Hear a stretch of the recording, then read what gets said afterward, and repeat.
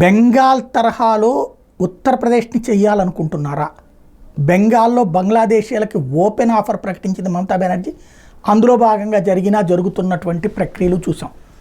తాజాగా బెంగాల్కి సంబంధించినటువంటి తరహాలోనే ఉత్తరప్రదేశ్లో రాయ్బరేలీలో ఎన్నికలు జరుగుతున్న ముందు టెర్రరిస్ట్ స్క్వాడ్ ATS పోలీసులు ఒక రాకెట్ని బర్స్ట్ చేశారు.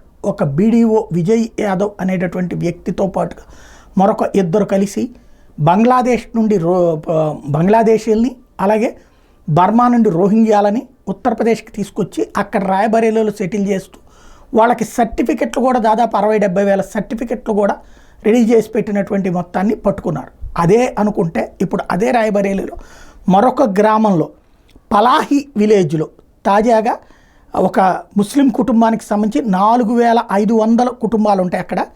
బట్ అక్కడ 819 బర్త్ సర్టిఫికెట్లు కొత్తగా పుట్టించబడ్డాయి. 819 బర్త్ సర్టిఫికెట్లు ఇవి ఇతర దేశాల నుండి తీసుకురాబడినటువంటి వాళ్ళని అక్కడ పుట్టిన వాళ్ళుగా చూపించడం. అంటే రోహింగ్యాలు కానీ లేకపోతే కనుక బంగ్లాదేశీలు కానీ వస్తే వాళ్ళని ఇక్కడ తల్లులకు పుట్టినట్టుగా చూపిస్తూ రికార్డులు సృష్టించడం అనేటటువంటి ఒక సరికొత్త కుంభకోణాన్ని ఐడెంటిఫై చేశారు.